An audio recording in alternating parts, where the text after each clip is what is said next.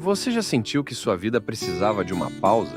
Que seu coração busca por respostas, mas não sabe por onde começar? Caminho da Fé, Descobertas na Estrada da Alma. Não é apenas um livro, é uma jornada, uma história real de superação, fé e transformação que vai inspirar você a dar o próximo passo na sua vida. Descubra como desafios podem se transformar em lições e como cada momento pode ser uma oportunidade para se reconectar com o que realmente importa. Este livro é para quem busca mais do que histórias. Busca propósito, busca inspiração, busca a si mesmo. Disponível em e-book e na versão livro físico. Comece hoje sua jornada de transformação. Caminho da Fé. Descobertas na Estrada da Alma. O que você está esperando?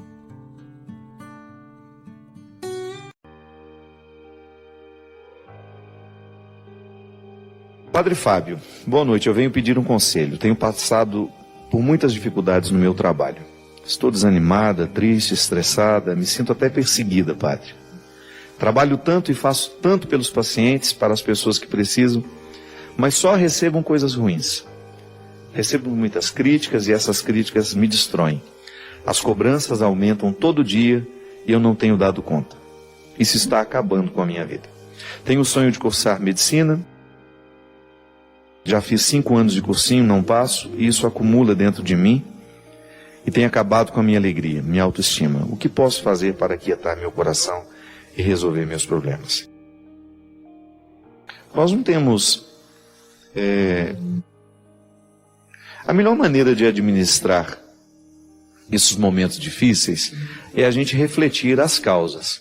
Que às vezes nós estamos achando, né? Você, por exemplo, eu não tenho um pleno conhecimento do seu contexto, você apenas me partilha alguns detalhes dele.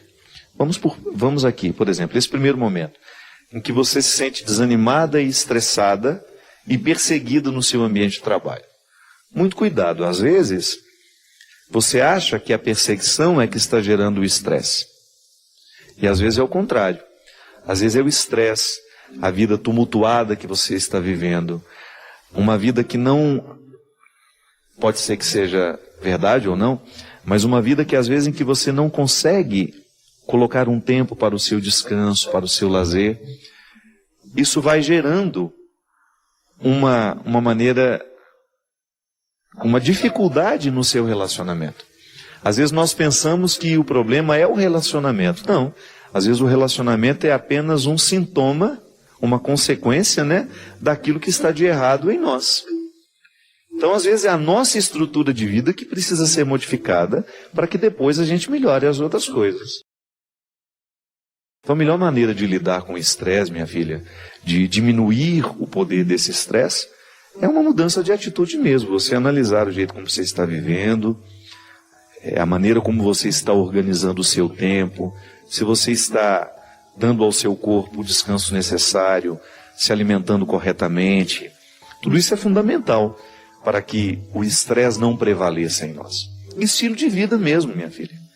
Quando você tiver sua folga, o seu momento de lazer, né, o seu tempo livre, escolha bem como é que você vai gastar esse tempo.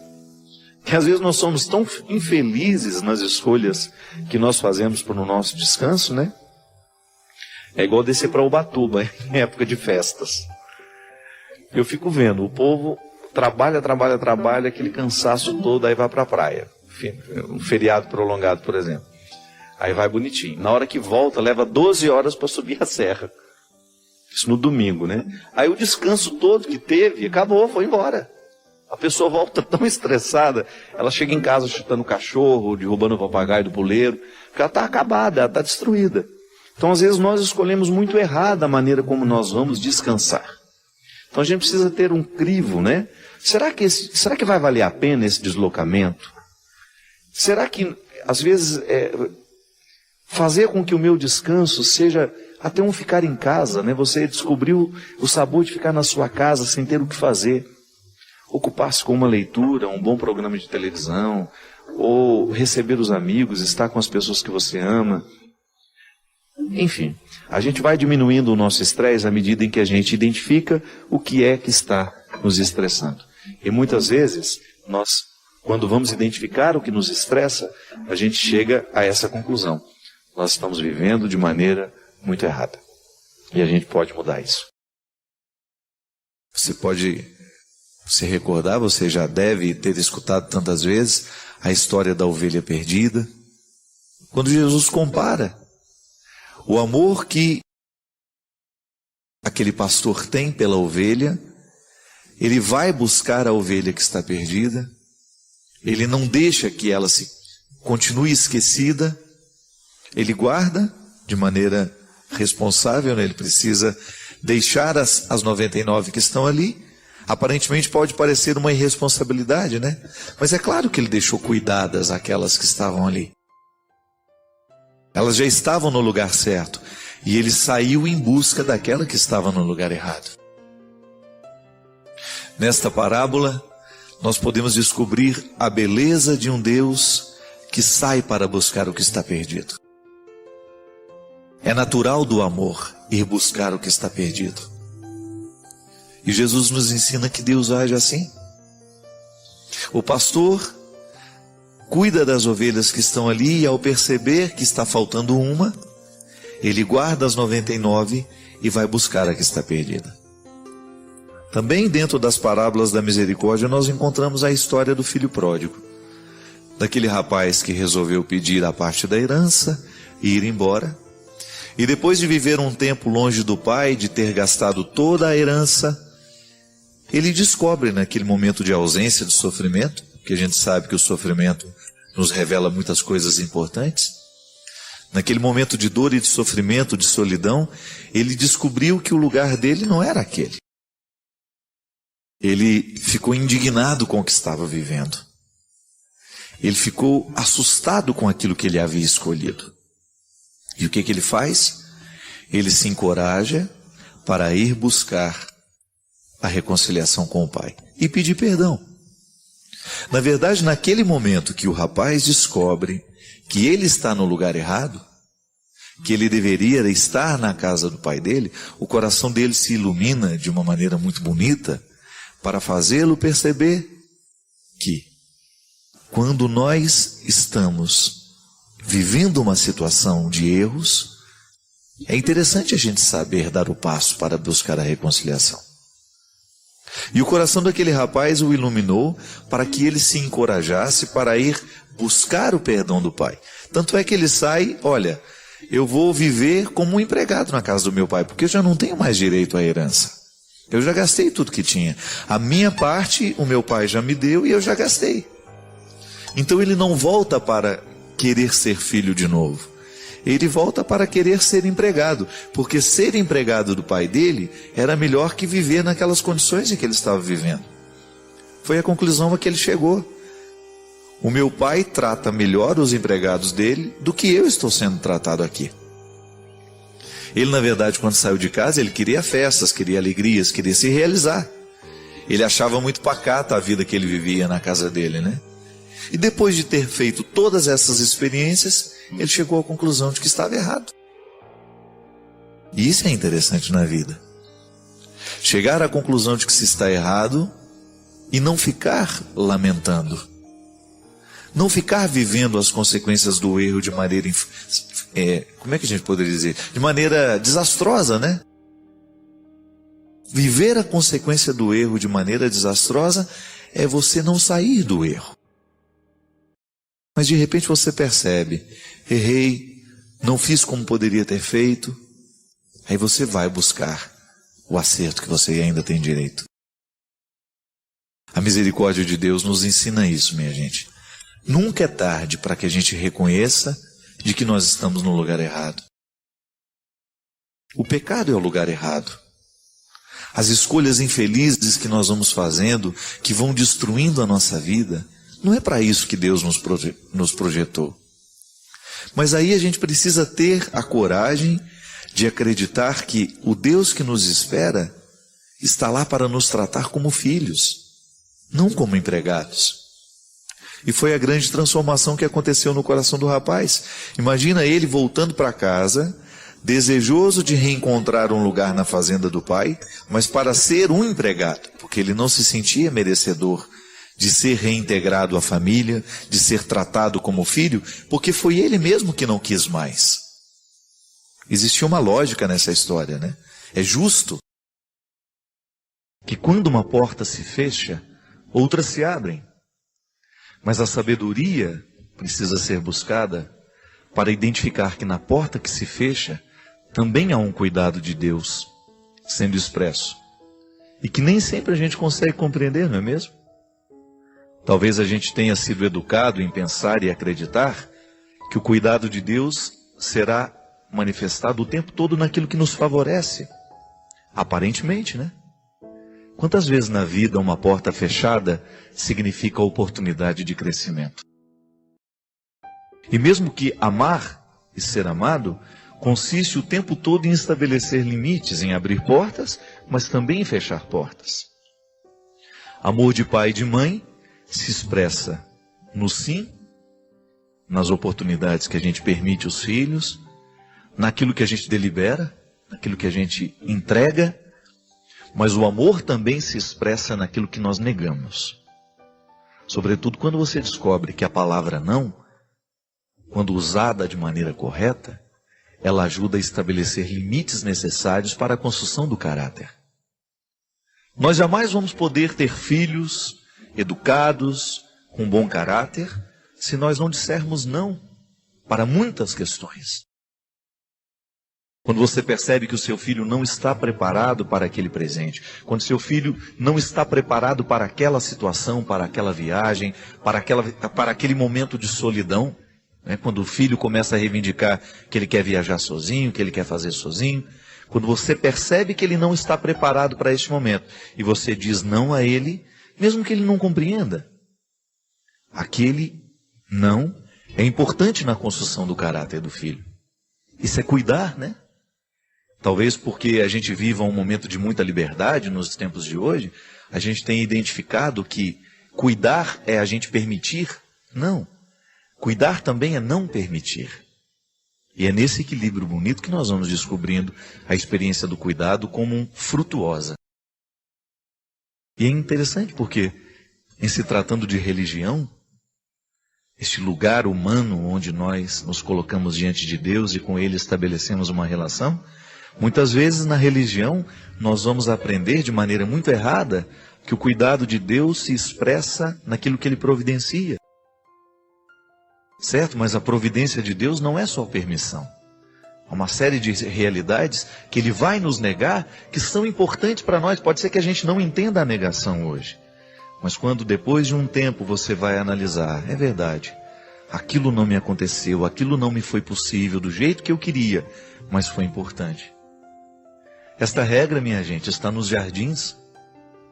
Quando você vê uma árvore muito viçosa, toda bonita, e de repente o jardineiro vai com sua tesoura e poda aquela árvore.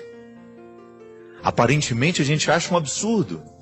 Como é que uma árvore tão bonita está sendo podada? Como é que nós podemos entender que o viço daquela árvore seja quebrado por uma tesoura e aparentemente ela pareça ter perdido tudo o que ela tinha? Mas aí vem a sabedoria do jardineiro. Ele sabe que se a árvore não for podada, ela começa a definhar, porque ela não vai ter mais uma disciplina no seu jeito de crescer. A tesoura, ela disciplina a árvore para que ela cresça de um jeito certo. É muito bonito a gente compreender esta lógica dos jardins e aplicá-la na nossa vida. Quando a gente sofre uma poda, é tão doído, né? Porque você está acostumado a ser vistoso, você está acostumado a ser grande, e de repente uma realidade vem e lhe poda. E você não entende aquilo. É como a gente ser corrigido. Quando uma palavra de correção chega até o nosso coração, a primeira reação que a gente costuma ter é de negação daquela correção. A gente acha que a pessoa que está nos corrigindo está agindo com maldade, a gente corre o risco de pensar que a correção é uma maldade do outro, mas não. Nem sempre ela é uma maldade. Pode ser que seja. Pode ser que existem pessoas maldosas que estejam querendo podar você, não porque você precisa de poda, é porque o seu trabalho, o seu sucesso incomoda. Mas quando esta correção vem de uma pessoa que tem a autoridade afetiva do amor, Eu sempre digo isso, minha gente. Dê ouvidos a quem ama você. Se a palavra de quem ama está diretamente conectada com a responsabilidade de fazer você crescer, é importante ouvir o que ela tem a dizer. Porque é a palavra da poda, é a palavra da reorientação, é a palavra do cuidado, né? É uma palavra que cuida de nós. Quando você já experimentou na sua vida, alguém ama você. E ela lhe indicou caminhos que eram mais difíceis. Eram caminhos de podas, eram caminhos de renúncias. E você ousou buscar, mesmo sabendo que não seria fácil. Que você evolui, você avança como pessoa. E aí ele deu um exemplo muito bonito. Tenha dentro de você sempre a coragem de buscar as suas reservas de amor. Porque você vai precisar usá-las no momento em que você estiver sendo contrariado. Muito obrigado pela sua companhia, pela oportunidade de entrar na sua casa, de falar o seu coração. E eu quero aproveitar a oportunidade de contar uma história muito bonita que eu recebi através de um e-mail, que diz assim: quando eu era um menino, ocasionalmente minha mãe gostava de fazer um lanche à noite para substituir o jantar. Eu me lembro especialmente de uma daquelas noites, quando ela fez um lanche desses depois de um dia de muito trabalho. Naquela noite, já distante do tempo, minha mãe pôs um prato de ovos, linguiça e torradas bastante queimadas.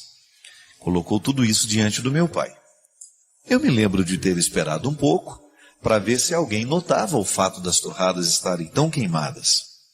Tudo o que meu pai fez foi pegar uma daquelas torradas, sorrir para minha mãe e me perguntar como tinha sido o meu dia na escola. Eu me lembro do que respondi. Eu não me lembro do que respondi, mas me lembro de ter olhado para ele, lambuzando aquela torrada toda queimada, com manteiga e geleia, e comendo todo satisfeito. Quando eu deixei a mesa naquela noite, eu ouvi a minha mãe se desculpando com meu pai por ter queimado a torrada. E nunca me esquecerei que ele disse a ela assim: meu amor, você sabe que eu adoro torrada queimada. Mais tarde, naquela mesma noite, quando fui dar um beijo de boa noite no meu pai, eu lhe perguntei se ele tinha realmente gostado da torrada queimada e se ele realmente gostava de torrada queimada, como ele havia dito para minha mãe. Ele me envolveu nos braços dele e disse: meu amigo, sua mãe teve um dia muito pesado e estava realmente cansada no dia de hoje. Além disso, uma torrada queimada não faz mal a ninguém. A vida é assim, cheia de imperfeições. E as pessoas não são perfeitas. Eu também não sou o melhor marido. Também não sou o melhor empregado, nem tampouco sou o melhor cozinheiro. O que tenho aprendido através dos anos é que saber aceitar as falhas alheias, escolhendo relevar as diferenças entre uns e outros, é uma das chaves mais importantes para a gente ter relacionamentos saudáveis e duradouros. Além do mais, uma torrada queimada não precisa ser um evento destruidor. A história é muito sugestiva, né? E eu tenho certeza que enquanto a gente escuta, a gente também fica pensando em muitos momentos da nossa vida em que a gente se alterou, em que a gente perdeu a paz, que a gente perdeu a paciência, o prumo, o equilíbrio, porque a gente também teve uma torrada queimada na nossa vida. Aí nessa torrada queimada, a gente imagina aquelas muitas situações em que a gente foi contrariado, em que as coisas não aconteceram do jeito que a gente queria, que as pessoas não corresponderam às expectativas que a gente tinha, que aliás, uma das causas de muitos sofrimentos na nossa vida é justamente porque a gente cria expectativas, né? A gente não aceita a vida ser como ela é. A gente já vai para o acontecimento, já vai para o encontro com as pessoas, imaginando dentro de nós muitas coisas que depois frustram. Não é como a gente esperava, não aconteceu como a gente queria, como a gente sonhou. E muitas vezes a vida não vai ser mesmo do jeito que a gente esperava. As pessoas não vão agir como a gente esperava que elas poderiam ter agido. E aí cria esta inadequação do que a gente esperava que a vida fosse e do que a vida verdadeiramente pode ser. Nas expectativas, minha gente, muitas vezes nós colocamos fardos muito pesados sobre os outros. Criar expectativa com o outro, né? Esperar que ele tenha uma reação, esperar que ele vá agir de acordo com os nossos desejos, com as nossas esperanças, é muitas vezes colocar um fardo sobre o outro. E aí, as coisas não são do jeito como a gente gostaria que fosse, nem sempre é como a gente gostaria que fosse, e a gente muitas vezes age de maneira muito incorreta. Ainda hoje eu estava conversando com uns amigos, e eu falando das minhas dificuldades, no momento em que eu me sinto inapto para lidar com a fragilidade. Às vezes eu me irrito com muita facilidade, né? E me irrito e me prejudico com a minha irritação. Porque o primeiro a ser prejudicado com a nossa irritação é o nosso organismo, né? Quando a gente fica bravo, quando a gente fica irritado, a gente descarrega no organismo uma série de toxinas que são nocivas para a nossa saúde. Por isso que os especialistas em saúde, né, os médicos que cuidam geralmente da nossa saúde de uma visão um pouco mais global, sempre vão aconselhar que a gente diminua todas aquelas atividades que causam muito estresse em nós. Claro que se a gente for tirar tudo aquilo que nos causa estresse, nós vamos parar de viver, né? Porque na vida corrida que a gente leva, nessa vida cada vez mais apressada, né? Nós vivemos um tempo de muita pressa, de muito estresse, de muita expectativa. Nós temos que corresponder a muitas expectativas. Eu digo isso por mim, né? Essa semana, estando extremamente debilitado, não era dengue, né? Já saiu o resultado de sangue, mas eu tive uma virose muito forte desde quarta-feira passada, piorada por um medicamento que eu mesmo me mediquei, né? E piorou ainda mais, uma prostração horrível como efeito colateral daquele remédio, unida a uma indisposição mesmo que já existia, uma virose, sei lá, uma infecção. Mas eu pude experimentar na minha carne, durante esses dias, o quanto é triste a gente ter que cumprir uma agenda sem ter condições. O corpo está pedindo repouso, o organismo está pedindo uma pausa, e a gente não pode dar a esse organismo esta pausa, porque a pausa que a gente daria, que eu sinto que eu tenho o direito de dar, iria prejudicar muitas pessoas. E é nessa hora que a gente toma a decisão.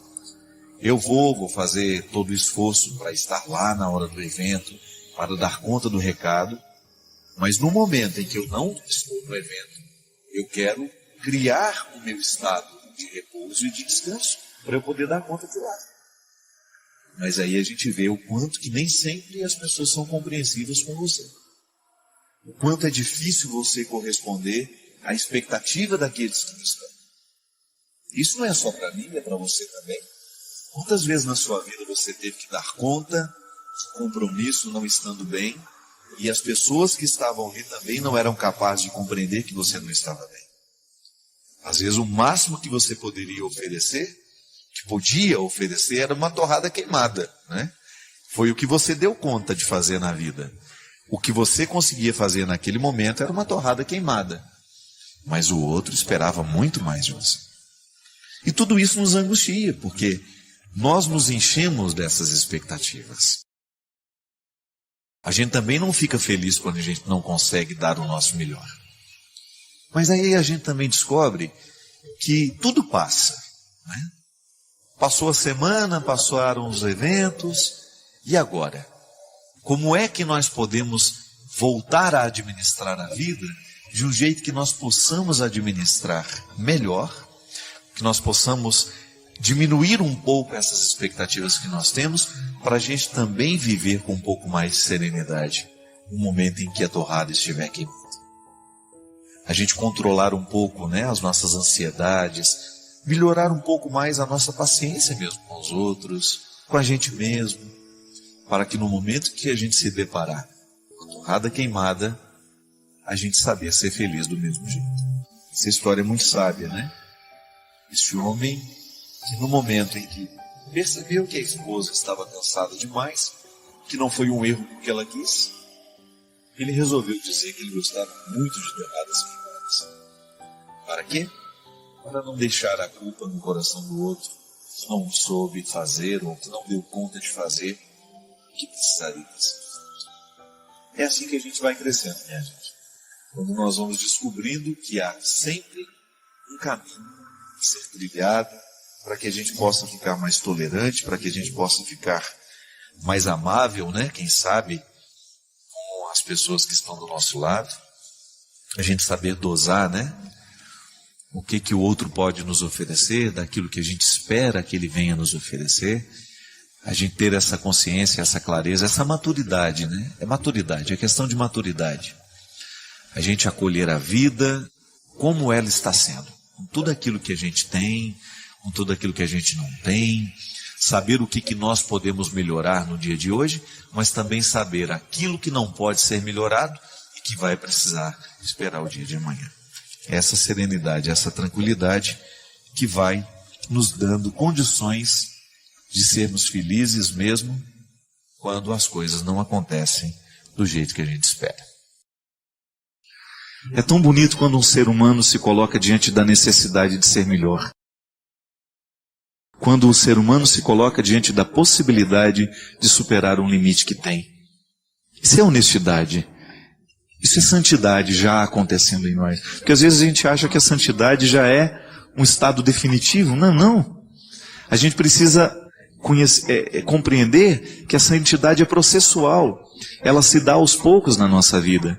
E que quando eu decido ser melhor, a santidade já está tomando conta de mim. Não é quando eu serei melhor que eu serei santo. Não. No próprio desejo de ser santo, no empenho, naquele esforço que a gente faz, ali a gente já está saboreando a santidade. Deus sabe dos limites que a gente tem. Deus conhece os nossos pecados. Mas a gente não pode compreender que este limite, este pecado, ele é um empecilho definitivo para a santidade. Não. É a falta de vontade que é o grande empecilho para a santidade. Porque à medida em que a gente cai, o coração que está verdadeiramente mergulhado no mistério da santidade, ele não aceita ficar caído. Ele quer melhorar. Quando a gente percebe que a gente machucou alguém, que a gente magoou alguém, o primeiro movimento da gente que está vivendo com honestidade o processo de querer ser melhor, é a gente procurar, olha, me desculpa, me perdoa, eu não quis fazer, ou naquele momento eu não percebi que estava magoando, não percebi que estava machucando. É isso que faz um mundo melhor, não é verdade? A gente vai diminuindo o poder das violências. Às vezes a gente é agredido e não tem outro jeito. Uma pessoa pode lhe agredir no momento que diz alguma coisa de você de maneira injusta. Mas você pode vingar-se daquilo. Mas eu não sei se a vingança é um jeito bonito de corrigir o mundo. Eu não sei se no momento em que você se vinga daquele que fez alguma injustiça contra você, na verdade você está se tornando criando ainda mais um contexto de injustiça. E o bonito da vida é quando a gente fala, não, eu não vou revidar, eu não vou ser injusto com ele também, porque senão eu faço o mundo ser pior. Se aquela atitude que me atingiu já fez o mundo pior, eu não vou devolver para multiplicar isso não. Então a gente vai vivendo e buscando uma vida mais leve, prestando mais atenção na gente mesmo, que às vezes a gente fica olhando demais para o outro e a gente acaba esquecendo da gente, né? Às vezes a gente está tão preocupado com a atitude do outro que a gente não tem tempo para prestar atenção na própria atitude. E na verdade, o primeiro a ser transformado tem que ser eu. Gosto muito daquela música que fala, né? A começar em mim quebra corações, para que sejamos todos um, como tu és em nós. A santidade tem que começar aqui. Eu escuto uma palavra e aquilo me atinge. Eu descubro que aquela palavra me modifica. Às vezes agora tem gente que já vai para a pregação assim, nossa, se aquela pessoa estivesse escutando isso. Se o meu marido estivesse escutando. Se a minha amiga estivesse. Não, não é para ser assim. Se você está ali, naquele momento, preste atenção, porque a palavra é para você. Se Deus quiser falar com o seu marido, Ele vai falar de outras formas. Se Deus quiser falar com a sua amiga, Ele vai falar de outras formas. Mas naquele momento é para você. Tem muita gente que perde a graça da conversão justamente porque fica ouvindo pensando no que o outro precisa ouvir. Mas sou eu que preciso ouvir. O primeiro impacto da palavra é em mim. Eu até mesmo, eu presto atenção no momento que eu estou pregando, e às vezes eu fico me ouvindo depois, eu prego para mim. E falo, meu Deus, como Deus tem razão em mim naquele momento que falou isso. Que às vezes eu nem me lembro do que eu falei. Às vezes eu não me recordo. Eu acredito mesmo na ação do Espírito Santo em mim. Eu acho que quando eu me vejo na televisão pregando, eu acho que eu fico até diferente. Diferente do que eu sou normalmente, né? A minha expressão fica parece que mais completa. Então naquele momento eu prego para mim também. Não pense você que eu fico fazendo discurso para os outros. Mesmo porque, olha, o ouvido que está mais próximo da minha boca é o meu. Então eu escuto. E no momento que levo a sério a palavra que Deus profere em mim através de mim, eu ganho também uma oportunidade de ser melhor. Fazer dessa vida essa experiência bonita de reconciliação constante. Só quem já leu os livros do Padre Fábio de Mello sabe o quanto eles são transformadores, nos fazem refletir e mudam a nossa forma de enxergar a vida. Se você ainda não leu, não perca essa grande chance. Saiba mais clicando nos links da descrição. Obrigado pela sua companhia. Não busque Deus fora de si. Se tiver o hábito de buscar templos, lugares santos, faça-o com a consciência renovada, sabendo que lugares sagrados são aqueles que lhe fazem chegar ao cerne de sua verdade. Eu sei que muitas vezes nós ouvimos que Deus precisa ser buscado. Sim. Há sempre um itinerário a ser percorrido para que nós façamos um desvelamento, um encontro com Deus.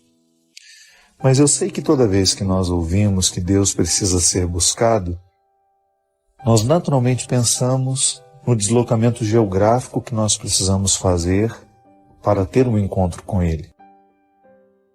A forma mais corriqueira, mais comum, é ir à igreja. Eu vou à igreja. Ou então, às vezes, faço uma peregrinação, vou a um lugar sagrado, vou a um lugar de devoção, e lá sinto a presença de Deus. É válido? É sempre válido. Mas desça um degrau comigo no entendimento. É isso mesmo, é descer, não é subir. Desça um degrau nessa escada para que você possa entender melhor o que significa buscar a Deus nos lugares.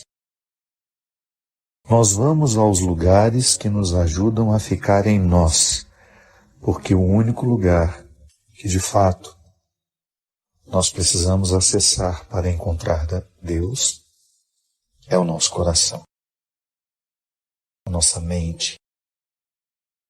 Esse lugar em nós que nós identificamos como eu. Aqui a minha verdade, você aí com a sua verdade. Esse é o templo. E não sou eu que estou inventando isso. Foi Jesus que disse à samaritana naquele encontro frutuoso com ela. Mulher, vai chegar um momento, disse Jesus. Dá-nos a impressão de que ele está dizendo, vocês vão evoluir e vão chegar à compreensão de que Deus não poderá ser encontrado nos templos se antes ele não for encontrado em vocês. Ótimo, então eu vou a alguns lugares que me ajudam a ficar em mim. É certo que você tem alguma geografia que lhe favorece isso, lhe favoreça.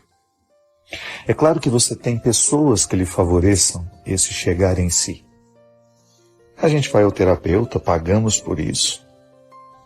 Ou a gente tem amigos, ou a gente tem livros, a gente tem hábitos que nos fazem chegar em nós. E estando em nós, podemos acessar o Deus que nos habita. Sim, você é casa divina, você é um sacrário que anda. Portanto, não perca a oportunidade. Encontre a dimensão sagrada que lhe habita. Você viverá muito melhor. Cultive o sagrado que você hospeda, que é você, que está em você encarnado. Desfrute dessa beleza de ser a casa de Deus, de oferecer seu corpo, sua voz, seus pensamentos, seus sentimentos, para que Deus possa amar através de você, pensar através de você, fazer através de você. Tenha cada vez mais a consciência de que se você vai aos templos, às igrejas, é porque você está indo a um lugar que lhe favorece ficar em si. Então, descubra também na rotina da sua vida quais são as pessoas, quais são os lugares que lhe ajudam a ficar em si, para que você sempre desfrute do benefício de descobrir Deus e de nele aprofundar-se. Uma personalidade cristalizada, indisposta ao crescimento e à evolução, tende a se cercar de pessoas que corroboram o seu modo de ser, evitando os conflitos que poderiam viabilizar uma nova forma de ser e estar no mundo. Quer deixar de crescer? É simples. É só se cercar de bajuladores. Às vezes a bajulação, ela não vem no formato convencional como nós estamos acostumados. Mas ela pode vir de forma mais sutil, através daquelas pessoas que nunca contrariam a nossa forma de pensar. Quando a gente fala de bajulação, imediatamente a gente pensa aquele cortejo que se forma em torno de pessoas famosas. Não, esqueça isso. Estou falando de quando nós nos transformamos em pessoas em que as pessoas têm dificuldade de nos contrariar. E, lamentavelmente, a gente vai se cercando somente de quem pensa igual, exatamente igual a gente. Ou se elas não pensam exatamente igual, elas fazem um esforço para parecer que pensam. Para a gente não cortar na raiz, ou para a gente não perder o vínculo. Às vezes as pessoas, numa tentativa de permanecer ao nosso lado, elas ficam se moldando, nunca nos contrariando, nunca dizendo a verdade que a gente precisa ouvir. E é tão importante no nosso crescimento vivermos os confrontos. A gente cresce tanto quando a gente se depara com uma ideia diferente da nossa. Às vezes um pensamento oposto ao nosso pode nos ajudar, no primeiro momento, a firmar o que a gente pensa, porque pode nos levar àquela confirmação, né? Diante de uma reflexão, de um ponto de vista absolutamente contrário ao seu, você reforça ainda mais aquilo que você pensa. Mas às vezes não. Às vezes aquele ponto de não convergência vem justamente para acordar e despertar para uma nova forma de ver as coisas. Por isso é tão bom a gente ter relacionamentos maduros, que tenham coragem de discordar de nós, porque é mediante discordâncias que nós vamos acertando dentro de nós as nossas convicções. Procure ter as pessoas que pensam com você, que não somente se adestram ao que você diz. Faça de tudo para ter relacionamentos em que as pessoas tenham liberdade de pensar de forma diferente de você. Vai lhe fazer muito bem. Você vai crescer muito mais como pessoa, estando dentro de uma ambiência emocional que permite discordar e também concordar, é claro.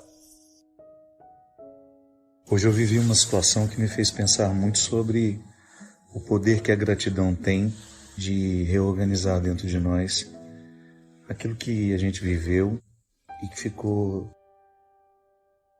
Eu gosto de comparar como se fosse uma peça fora da estante, né? A gente arrumou e sobrou. Alguma coisa sobrou e a gente não consegue encaixar. A vida emocional da gente é assim também. O trauma, né? A psicologia nos ensina que é justamente um acontecimento que não coube dentro da gente. Numa fase da vida eu fui traumatizado pela fala de alguém, por um acontecimento.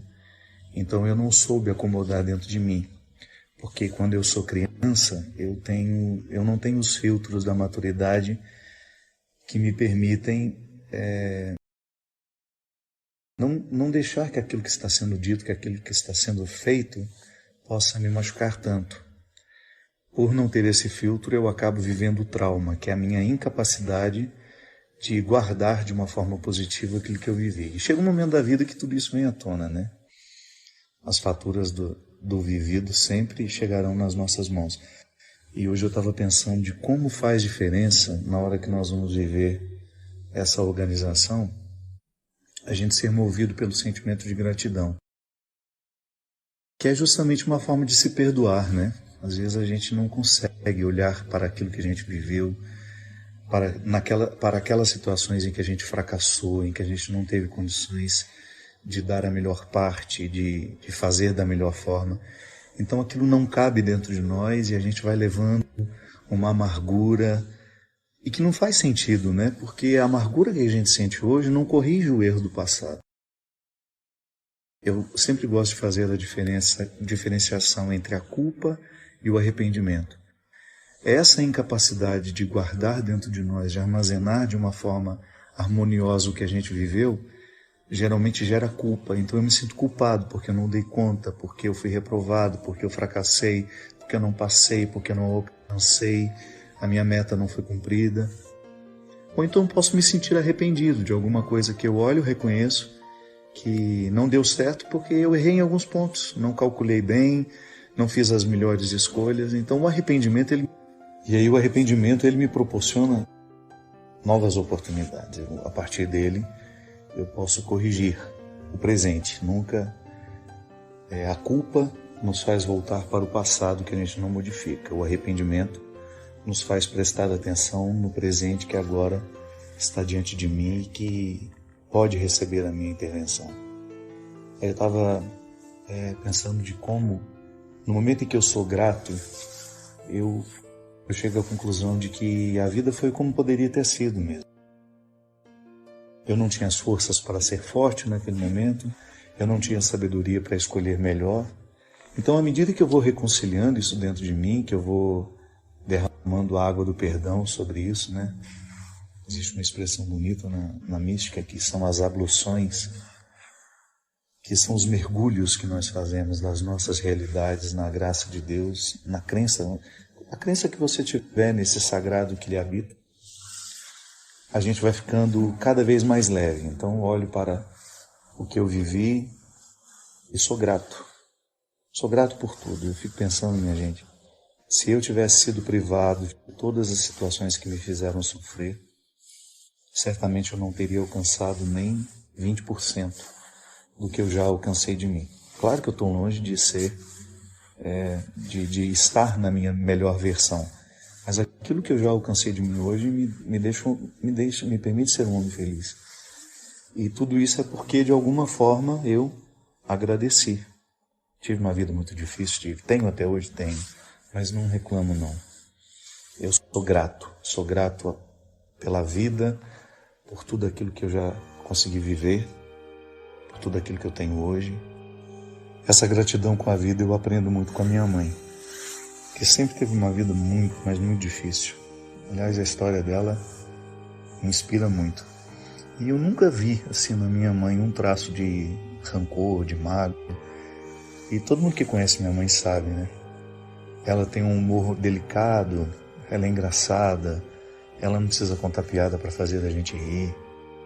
Muitas pessoas até num primeiro momento se aproximam dela porque é minha mãe, né? Mas depois que descobrem o ser humano que ela é, eu só fico pequenininho perto dela. Ela tem uma gratidão natural. Eu sinto que minha mãe colocou tudo o que estava desarrumado dentro dela na estante das emoções. Ficou tudo muito bem guardado. E hoje, quando olho para ela, eu tenho a oportunidade de ver um ser humano de bem com a vida mesmo. Me ocorre muito uma frase da tia Judite, que é a tia do Marcos Montenegro, que perdeu um filho, assim como a minha mãe perdeu também.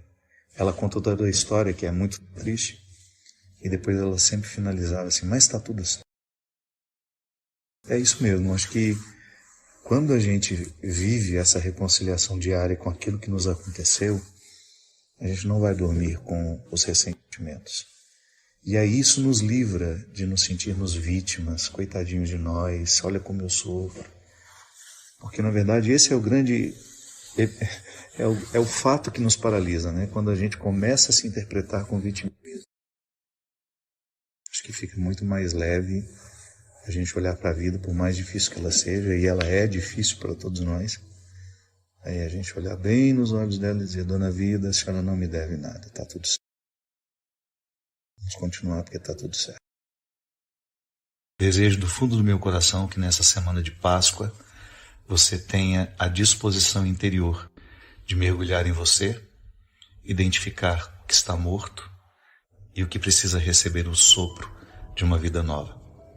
Às vezes nós vamos vivendo a nossa vida sem muita reflexão. Eu falo muito isso, né? Nós somos muito mais reativos do que reflexivos. E é justamente a reflexão que nos faz compreender ou perceber aquilo que nós estamos errando. Não há uma outra forma de você identificar na sua vida se você está acertando com você, com os outros, ou se você está errando, a não ser refletindo. Que é justamente a oportunidade que você tem de jogar o olhar para dentro. O livro começa falando justamente disso. Em algum momento da nossa vida, a gente desaprende de olhar para dentro. Eu aprendi muito isso peregrinando. Minha amiga Fabiana sempre falava isso, que o peregrino é aquele que anda de fora, mas que também tem que andar por dentro. Os lugares por onde eu passo me sugerem entrar dentro de mim. E é verdade. Quando eu entro dentro de mim, eu tenho contato com as minhas verdades, com aquilo que às vezes está inconsciente em mim, eu não sei, mas acaba provocando reações na minha vida, porque o inconsciente, embora ele seja desconhecido, ele é extremamente atuante em nós. Eu tenho atitudes hoje que estão muito ligadas ao meu passado, e são inconscientes os motivos que me fazem agir assim ou assado. Claro, acessar o inconsciente é um assunto difícil de ser tratado aqui. Como podemos fazer isso? As terapias podem nos ajudar, mas eu preciso ter um modo de viver que seja terapêutico. Eu preciso ser também meu analista. Você precisa ser seu. Porque senão a gente fica vivendo sem saber exatamente quem somos, o que podemos, o que queremos. Quantas pessoas eu encontro pela vida que estão vivendo uma vida que não querem e às vezes estão infelizes porque nem sabem que não é essa vida que elas querem. Se acostumaram a ela, se adaptaram a ela. E o livro é justamente uma reflexão sobre isso. Eu coloco 2 personagens porque é romanceado. Então é um homem que está se preparando para ir trabalhar e de repente ele percebe que tem uma criança dentro do quarto. E como ele já está no estado de arrebatamento, ele não problematiza o fato de ter uma criança dentro do quarto dele.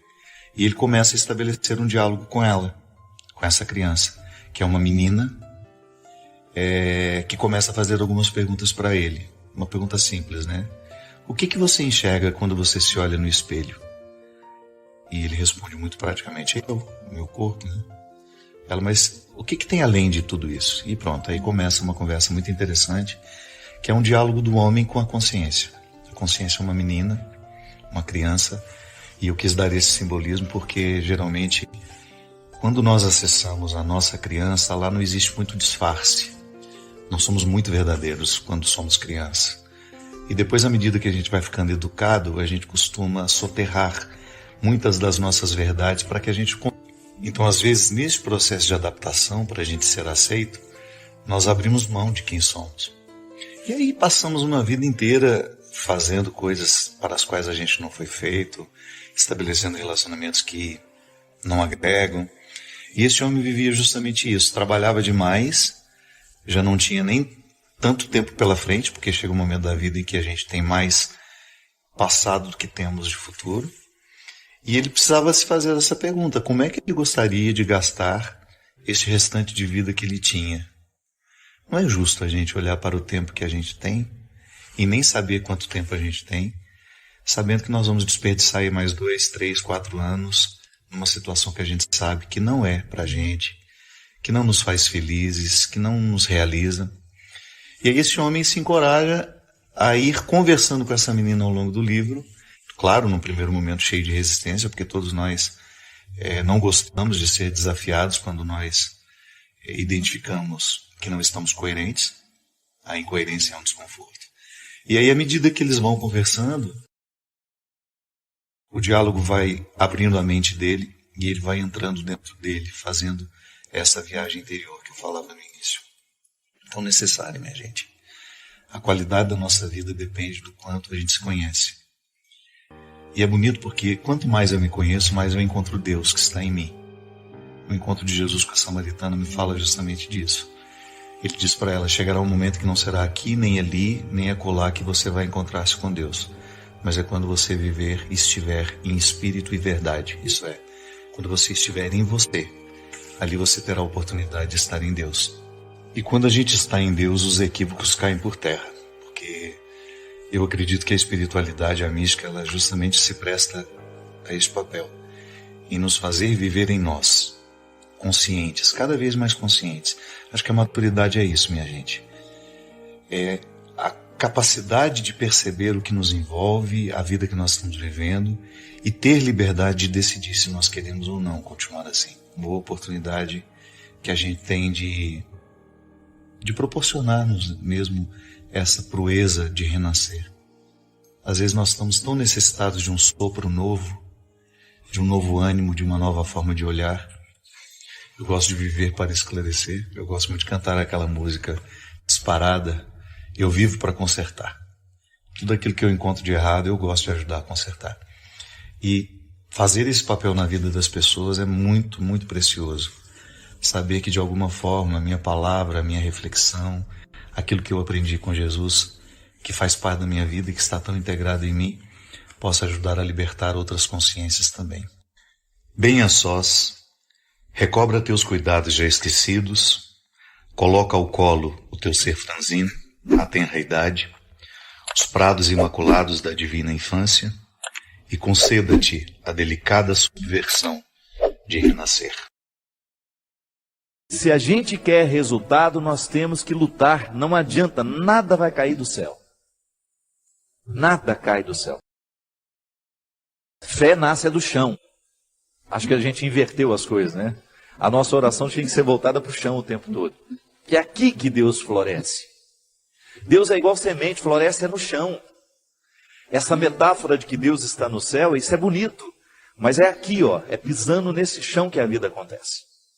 A força que Deus me dá, a força que Deus lhe dá, é para que a gente consiga plantar o jardim. Ninguém prometeu que nossa vida seria um jardim de flores, mas Deus prometeu a força para a gente plantar. Eu estou aqui, graças a Deus, cheio de saúde, tenho o meu esforço nessa história, tem, mas é dom de Deus em mim. Eu faço a minha força. Quer passar no vestibular? Estuda. Não tem essa história, ô padre, reza para mim. Não vou rezar, não. Se você não estudar, minha oração não serve para nada neste momento. Se você não estudar, você não adianta ficar sentado, ajoelhado diante do Santíssimo, com o livro na cabeça. Ô Senhor, me ajuda a passar no vestibular. Faça primeiro a sua tarefa, depois você tem o direito de esperar pelo dom. É aquilo que a gente fala, sempre. Nós só temos o direito de esperar pelo impossível depois que fizermos tudo o que nos foi possível. Agora tem um outro detalhe. Ela está dizendo aqui, padre, tudo é muito difícil. Pode ser que você esteja prestando atenção demais no que é difícil. Aí tudo fica mais difícil ainda. Gente, a vida sempre será determinada a partir do que a gente presta atenção. Se você tem diante de você um problema, você tem duas possibilidades. Ou você enxerga o problema, ou você já enxerga a solução. Tem gente que só enxerga o problema. Aí dificilmente encontra a solução, porque fixa os olhos no problema e aí não tem olhos para encontrar a solução. E aí depende de como nós interpretamos a vida. Tem gente que adora dificuldade, tem gente que adora problema. E acaba se tornando uma fonte de problemas, porque não está disposto para soluções. Tem gente que não sabe viver sem um problema. No meu livro que eu vou lançar tem uma personagem interessante, que ela é ficcionada nas doenças, ela adora ter doença. O sonho da vida dela é ter um plano de saúde. A alegria dela é receber um exame em que ela está precária. A alegria dela é contar as doenças, a dor de cabeça que não passa, é a pedra na vesícula. Tem gente que gosta disso, tem gente que presta atenção só no que é ruim. Mas não pode ser assim, minha gente. Esse espírito pessimista só nos faz ver o lado negativo das coisas. Pelo amor de Deus. Você tem que ser um pouco mais otimista. Você precisa prestar atenção um pouco mais nas coisas que são boas. Outro dia eu recebi um e-mail muito interessante.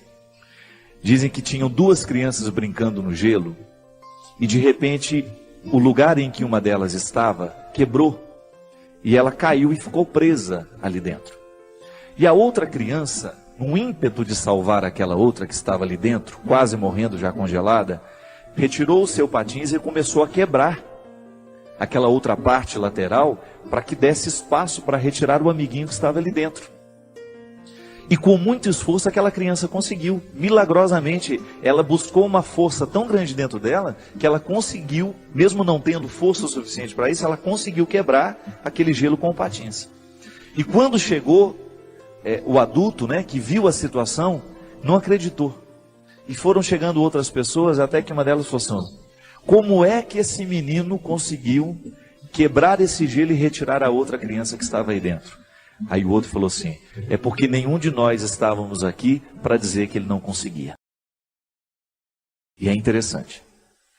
Quando nós estamos diante de uma situação difícil, é muito natural que outras pessoas, tomadas por um espírito de porco, venham dizer: você não vai conseguir isso não, não vai dar certo não.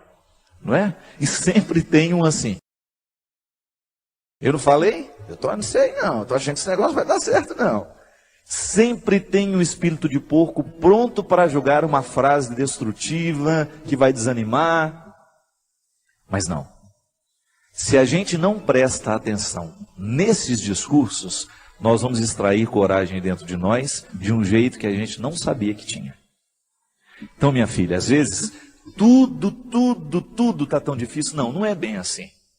É que nós olhamos tudo de maneira difícil. Não é que tudo está difícil, é que nós olhamos tudo de maneira difícil. Não pode ser assim. Nós precisamos ser um pouco mais otimistas. Dificuldade existe na vida de todo mundo. Elas estão por toda parte. Agora, a maneira como nós encaramos essas dificuldades é que vai fazer a diferença. São 5.000 pessoas para 5 vagas. Não fique preocupada, viu? 90% destes 5.000 que estão tentando essa vaga não estudou do jeito que você estudou. Se você verdadeiramente se prepara para as coisas, você já elimina boa parte dos concorrentes, porque a maioria é mais ou menos.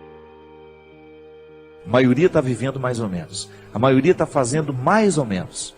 São poucas as pessoas que verdadeiramente estão tomando a vida com responsabilidade do jeito que ela precisa. São poucos os jovens que na fase de 16, 17 anos estão levando o colégio a sério. São poucos os universitários que hoje estão cursando a faculdade com a disciplina que a profissão vai exigir um dia. São poucos os profissionais que verdadeiramente estarão bem preparados para nos atender nos seus consultórios de advocacia, nos seus consultórios dentários, nos seus consultórios médicos, porque são poucos os que verdadeiramente estão fazendo o que devem fazer. Estou sendo pessimista? Não. É só você olhar para o jeito como estão vivendo os nossos universitários, a maneira como eles estão se preparando para a futura profissão. E eu sempre digo, quer ser um bom profissional? Estude bem o que você está estudando. Porque você não tem o direito de ser mais ou menos. Não tem. A maior preocupação minha que eu tenho como padre, minha gente, é a qualidade dos nossos padres nos dias de hoje. Você que é padre sabe muito bem o quanto que você é exigido nos dias de hoje. Você precisa ser um homem de sabedoria. Você precisa ser um homem que estabeleça uma ponte com a cultura, com a sociedade. Não dá para você evangelizar do mesmo jeito que evangelizavam há 20 anos atrás. Não dá. Nós precisamos correr atrás da qualidade. Ninguém está fora disso. Você aí na sua área, você precisa correr atrás da sua qualidade. Você que é médico, você que é dentista, você sabe o quanto você precisa se aperfeiçoar para você continuar de pé no mundo de hoje. Hoje nós estamos no tempo da competência e não é problema. Isso tem que nos motivar para a gente querer, reconhecendo, ainda que seja um mínimo dentro de nós. Nós merecemos cuidar desse mínimo, chegar a aperfeiçoar cada vez mais esse processo, a aumentar cada vez mais as nossas possibilidades.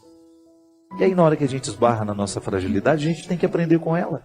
Ela não tem que nos desanimar. Mas muito mais que a qualidade profissional, antes dela, é a nossa qualidade humana. Muito mais que um bom médico, você precisa antes é ser um bom pai, ser um bom filho, ser um bom irmão. É isso que faz verdadeiramente a felicidade vir acomodar-se dentro de você. Não adianta você se realizar na sua profissão se você não se realiza como pessoa. E é disso que hoje nós estamos falando. É desse aperfeiçoamento humano. E na faculdade da vida a gente aprende o tempo todo. Não tem nenhum professor a nos ensinar a ser pai, a nos ensinar a ser irmão, não. É olhando nos olhos de quem a gente ama que a gente vai descobrir a medida certa, o aprendizado de cada dia, para que a gente possa ser um ser humano melhor no mundo de hoje. Chega de gente ruim, chega de gente incompetente como pessoa, chega de assassinos, chega de ladrões, chega de mentirosos. Vamos dar qualidade a esse mundo. A começar por você. Não importa de como você tenha vivido até o dia de hoje. A palavra de Deus para nós é sempre otimista. Deus continua vendo valores em você. Deus continua acreditando que o seu coração pode ser melhor. Deus continua acreditando que aí, nesse coração muitas vezes marcado pelos fracassos, existe uma vitória a que você pode chegar. Basta você não desistir. Padre, eu não consigo me perdoar por algo que fiz. Como faço para acalmar o meu coração? Minha filha, a gente só pode seguir adiante à medida em que a gente deixou limpo o caminho para trás. Não adianta.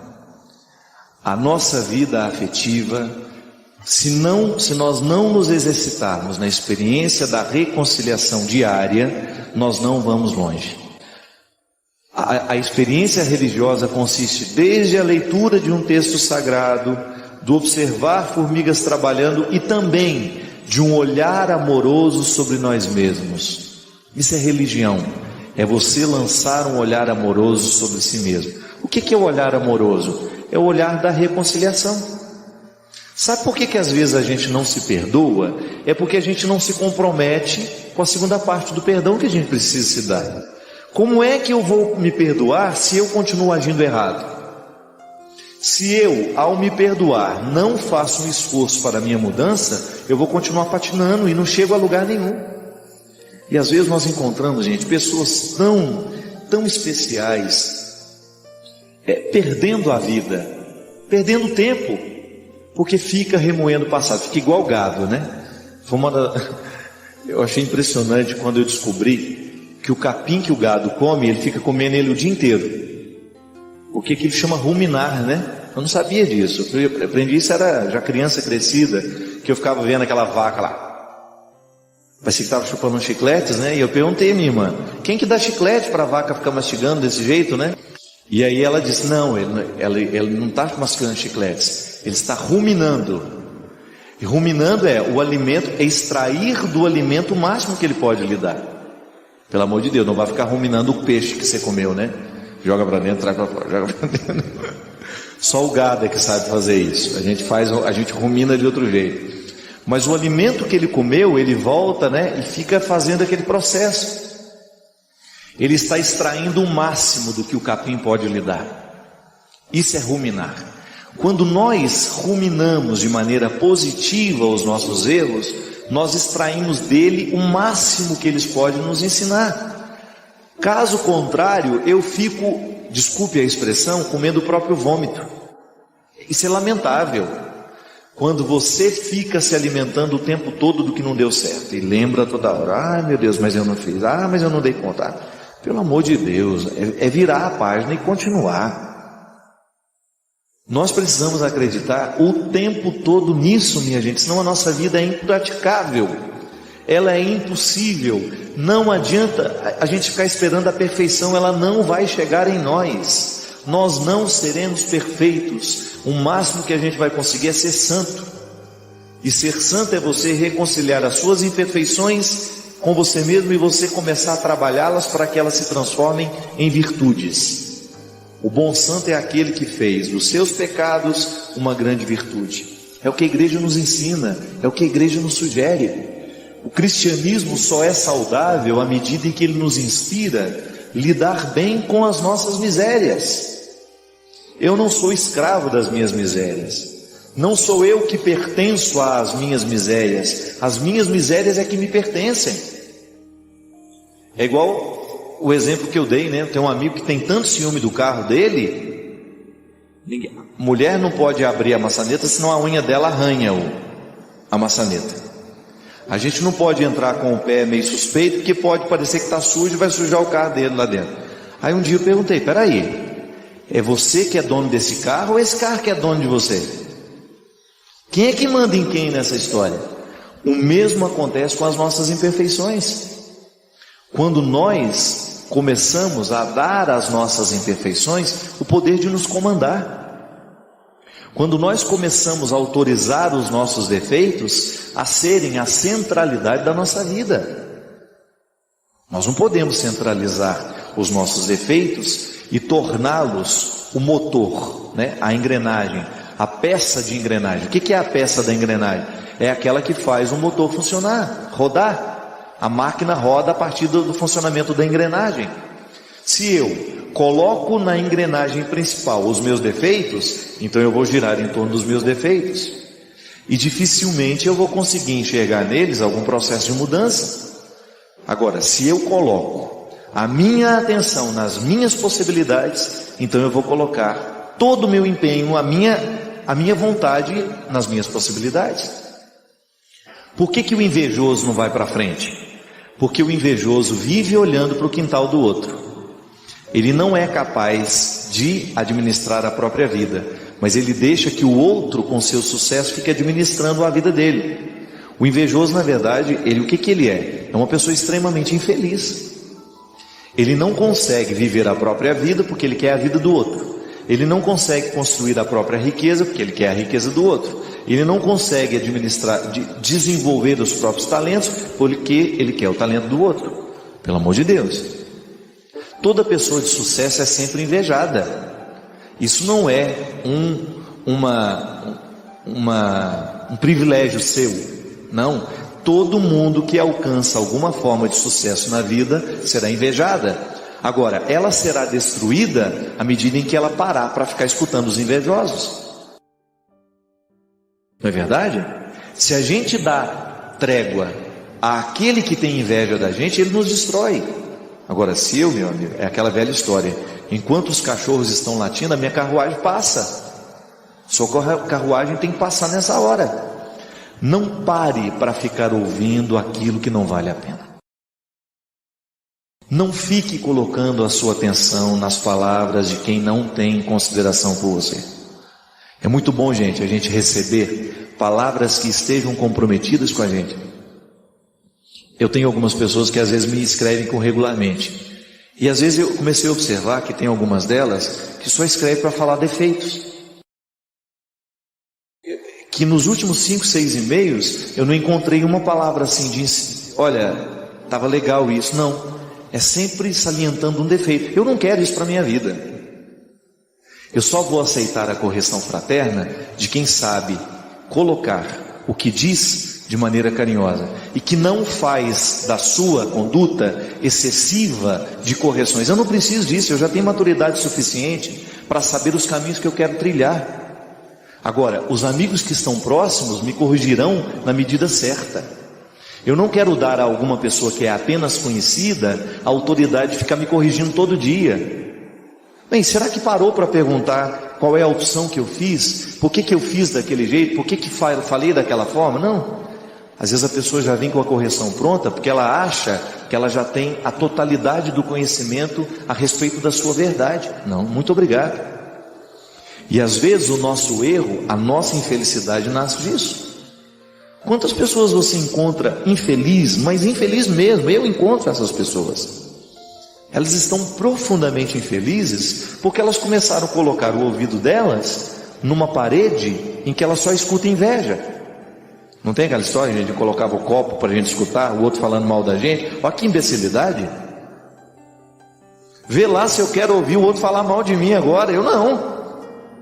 Quero ouvir correções fraternas, isso sim. Agora o outro falar mal de mim. Eu me lembro uma vez, estava fazendo a tenda do Senhor com o Padre Léo. Aí eu estava falando assim, a gente estava dizendo, né, de às vezes de pessoas que criam comunidade para falar mal do outro. E aí, ele falou, e você tem um trem desse? Eu que me livre de criar um espaço para o outro falar mal de mim. Já chego que fala, e é verdade. Às vezes nós colocamos o copo na parede para ouvir o que o inimigo está falando de nós. Cuidado, porque às vezes nós fazemos a escolha errada aí. Para que querer saber o que não vai edificar? Recorda-se dos 3 filtros de Aristóteles? Aquilo que você vai me dizer é bom? É verdadeiro? Tem utilidade? Então, se não é bom, se não é verdadeiro, se não tem utilidade, para que você acha que eu quero saber isso? A mesma coisa. Às vezes nós passamos parte do nosso dia investigando o que o outro falou ou deixou de falar de mim. Não. Muda isso. Se você tem esse hábito, começa a colocar atenção no que você pode. O que o outro fala de ruim de você, se não é para lhe edificar, esquece, não põe atenção. Não demore nem 2 minutos do seu tempo para prestar atenção naquilo. Nem 1 minuto. Volto a dizer, a correção que vale a pena é aquela que está no processo do comprometimento. O outro me conhece, o outro sabe quem eu sou, e ele tem uma palavra para me edificar, mesmo que seja de correção, mesmo que seja para me chamar a atenção de um detalhe que eu preciso mudar e que eu não estava percebendo. Minha gente, nós podemos fazer essa comparação de maneira muito bonita. Quem fala do outro lado mal de nós e o tempo todo quer nos colocar tristezas e desesperos é o diabo. E o diabo se utiliza de pessoas para fazer isso com a gente. Quantas pessoas desistem na vida justamente porque deu ouvido ao diabo? Mas não é o diabo chifrudo, é o diabo que anda no meio de nós, que tem saia, que veste as mesmas roupas que nós, que sorri do mesmo jeito que nós, que parece ser seu amigo, mas não é. Então nós temos que neutralizar o poder do diabólico. Nós não podemos, se dentro do seu trabalho você tem uma pessoa que fala mal de você, comece a neutralizá-la. Sabe como? Deixando de dar atenção ao que ela fala e você dando a ela um tratamento melhor que você pode. A pior maneira de cuidar de inimigos é sendo inimigo dele também. A pior maneira de você cultivar, não há solução nisso. Se você quer neutralizar o poder do seu inimigo, trate bem. É o melhor jeito. Se você mantém a distância necessária, porque é seu inimigo, tudo bem. Você tem o direito de dizer, não fará parte do meu convívio. Mas trate bem sempre que você tiver a oportunidade. É um jeito que você tem de fazer Deus vencer. Deus vence nessa hora. Quando ao invés de nós tratarmos com indiferença, quando ao invés de nós tratarmos com agressividade, a gente muda a regra. E às vezes nós conquistamos as pessoas dessa forma, minha gente. Muitos inimigos são nutridos, é porque a gente não tem a coragem de desafiá-los. Eu mesmo.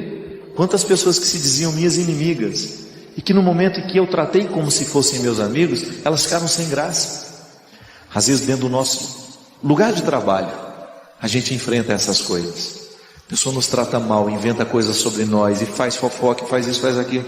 Você entrega a sua melhor parte. Não pode ser diferente. Para que dar a ela o que você tem de pior? Para ficar nivelado? Para ficar tão ruim quanto ela é? Não há necessidade disso. Deus tem que nos inspirar o processo da melhoria. E isso é salvação. Isso é cuidar. É o que Deus me convida, é o que Deus te convida, e que nós não estamos fora. Como eu dava o exemplo da dengue, quantas vezes nós criamos focos de coisas ruins por causa do nosso descuido, da nossa preguiça de levantar, de ir lá resolver a situação, de jogar a água podre fora, de jogar a palavra podre fora. Eu não quero guardar isso que você me deu. Eu jogo fora o que você vomitou em mim, eu não quero isso. Eu não vou guardar essa palavra de agressão, eu não vou guardar a sua agressividade, porque ela é sua. Ela é fruto do seu desequilíbrio. Eu não quero guardar isso dentro de mim. É direito meu, é direito seu olhar nos olhos das pessoas que lhe agridem e dizer isso. Guarde a sua agressividade para você. Se ela é a sua pior parte, resolva-se com ela. Eu não tenho a obrigação de trazer para dentro de mim a pior parte. Tanto é que você está jogando fora. Se ela fosse boa, você guardaria. Se você joga fora é porque você não está satisfeito com ela. E eu não sou o lugar da sua miséria. Eu não tenho a obrigação de ser o depósito da sua miséria. Muita salvação de Deus deixa de acontecer na nossa vida, é porque a gente não tem a coragem de tomar essa iniciativa e de dizer tudo isso que eu estou dizendo. Às vezes hoje você vai ficar inspirado a dizer isso a muita gente, com carinho, com fraternidade. Pare o poder de tudo que é diabólico sobre mim. Eu desejo que você, nas suas lutas, você tenha sempre o direito e a possibilidade de retirar os seus excessos, para você ver diante dos seus olhos a sua verdade fundamental, sem exageros, só você. E a partir disso, você reencontrar o caminho da vida. Minha gente, hoje nós temos um evangelho que ele pode ser compreendido de forma superficial, que é resumir a salvação que Jesus vem fazer em crer nele. Poderia muito bem dizer isso. Eu creio em Jesus e já estou salvo, né? Já que a fé nos salva, já que a crença em Deus é uma garantia de salvação, e a gente poderia fazer aqui um discurso que não implicasse tanto, que não descesse tanto as escadarias do conceito de crença. E ficaríamos tranquilos, acreditando que crer em Deus é o suficiente. Mas aí a gente precisa entender que crer é um verbo dinâmico que exige de nós comprometimento. Porque eu posso muito bem resumir a fé em Deus em apenas ter uma formulação teológica cristã, teórica. Eu tenho uma teoria e eu me guio por essa teoria, e essa teoria é tudo aquilo que eu acredito ser importante, ser verdadeiro, e cada um encontra uma forma de crer em Deus. E nós que somos cristãos estamos diante de um texto que nos diz que crer em Deus é importante, é fundamental para que nós sejamos salvos. E o conceito de salvação também é muito amplo, né? Porque nós não podemos pensar somente a salvação como uma realidade que nos será entregue depois da morte. Não. Todo cristão precisa viver em constante estado de salvação. E como é que Deus nos salva? Crendo nele. Tendo nele o referencial que nos guia para encontrar o caminho que nós queremos seguir.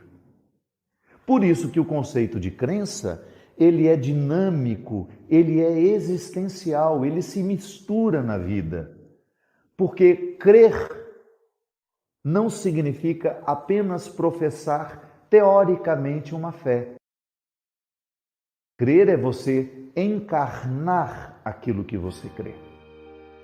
E no caso do cristianismo, nós só podemos ser cristãos se nós encarnarmos a presença de Jesus, a pessoa de Jesus, que nós encontramos nos sacramentos, que nós encontramos na palavra, que nós encontramos na confissão, na comunhão, que nós encontramos na oração, que nós encontramos na convivência. É um lugar privilegiado da presença real de Jesus, é no outro. Ele disse isso, eu não estou inventando.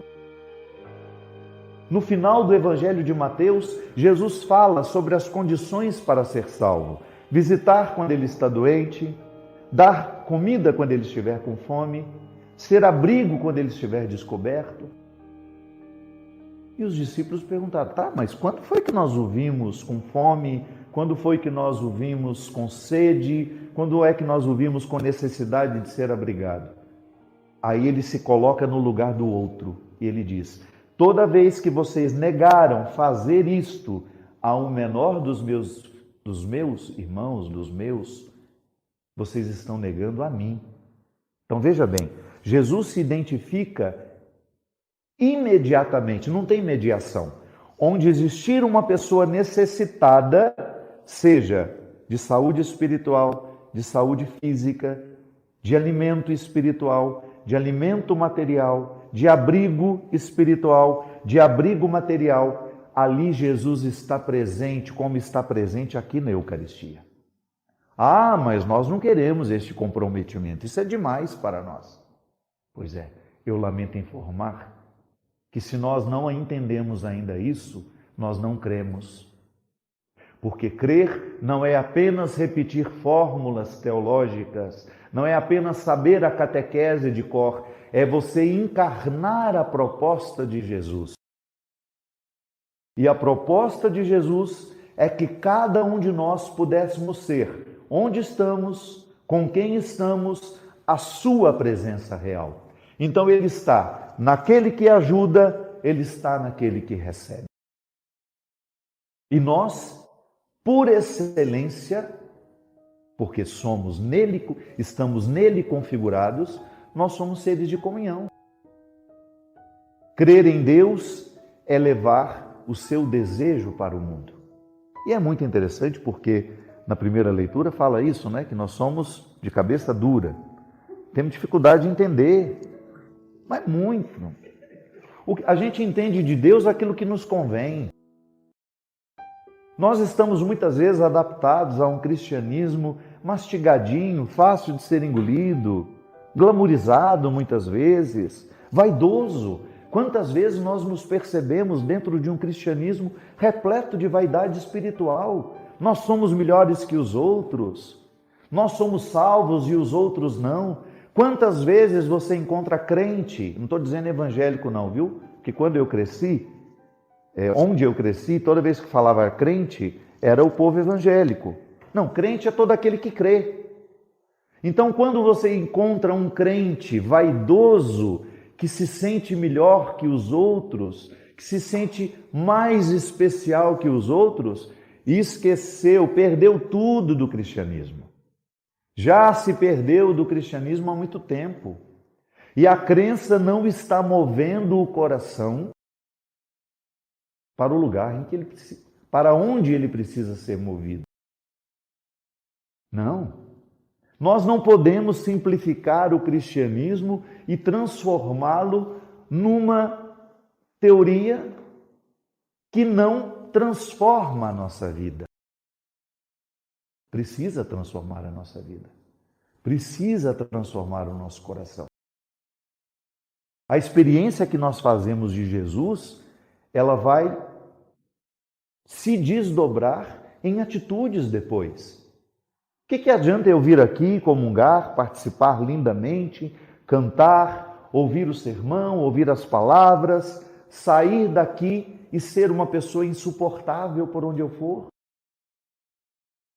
Se eu não sou um ser de comunhão, de que adianta eu participar da Eucaristia, eu ter os meus sacramentos em dia, se no dia a dia eu não diminuo a onda de ódio que está pelo mundo? Eu estou sendo incoerente. Toda vez que eu assumo ser um instrumento do ódio, e é assim que o diabo ganha o seu lugar no mundo, quem legitima o diabo no mundo somos nós. Quando permitimos que as porções diabólicas que são inevitáveis dentro de nós se multipliquem muito mais do que as porções de bondade. Porque todos nós temos as porções de bondade, ninguém é totalmente ruim e ninguém é totalmente bom. Agora, tudo está criando, recriando e multiplicando.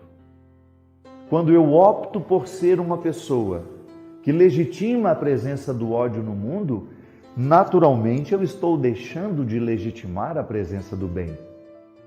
Não tem como eu fazer as duas coisas. Em algum momento da sua vida, você conseguiu ser uma pessoa boa e ruim ao mesmo tempo? Ao mesmo tempo, não. Às vezes você pode ter tido a oportunidade de, em frações de segundo, passar da maldade para a bondade, ou o contrário também. Da bondade você passa numa fração de segundo à maldade. Por quê? Porque tudo na vida é uma escolha. Até quando nós não escolhemos, é escolha. Infelizmente. Quando eu não estou escolhendo, alguém está escolhendo por mim. Quando eu acho que estou no imperativo da minha vontade, alguém está tomando conta dela. E é justamente isso que tem acontecido. O episódio que é tão recente, do Vini Júnior, sofrendo aquela atitude horrorosa, num estádio repleto de pessoas que saíram de casa para se divertirem. Aquelas pessoas saíram de casa porque elas queriam ver futebol. Tem gente que não tem distração melhor que o futebol. E de repente, quem começou? Certamente foi uma pessoa que deu o primeiro grito racista, preconceituoso, maldoso, diabólico. E aquilo foi ganhando corpo, a ponto de são imagens estarrecedoras. Dá-nos a sensação de que o estádio inteiro está gritando ofensas àquele menino que saiu de casa para jogar o seu futebol. É um exemplo fácil de entender como é que o diabo ganha o poder de agir no mundo. Quando uma pessoa legitima a sua presença e, movido pela maldade, tem atitudes que ferem, que machucam, que traem. E aí isso vai ganhando adeptos, vai gerando conexões. E de repente, por isso que a multidão é tão perigosa. Porque uma multidão, ela pode facilmente se transformar num instrumento de ódio. O contrário também é verdadeiro. De repente faltou no meio daquela multidão alguém que gritasse o diferente, que gritasse um elogio, e que outras pessoas começassem a gritar um elogio àquele menino. Mas não. Infelizmente, naquele momento, o que prevaleceu, o que venceu, foi o ódio, foi o preconceito, foi o racismo. E nada nos empobrece mais do que, como pessoas, do que nós nos sentirmos superiores às outras. Inclusive religiosamente, que é justamente o que nos fala aqui. Por que eu estou dizendo isso? Porque muitas pessoas creem em Deus, não do mesmo jeito que nós, não com a mesma intensidade que nós, e às vezes já alcançaram resultados muito melhores do que nós. Cada reflexão é uma oportunidade de aprofundarmos nossa fé e proximidade com Deus. Inscreva-se no canal e deixe nos comentários as bênçãos e insights que você recebeu. Unidos pelo divino, construímos uma comunidade de almas iluminadas,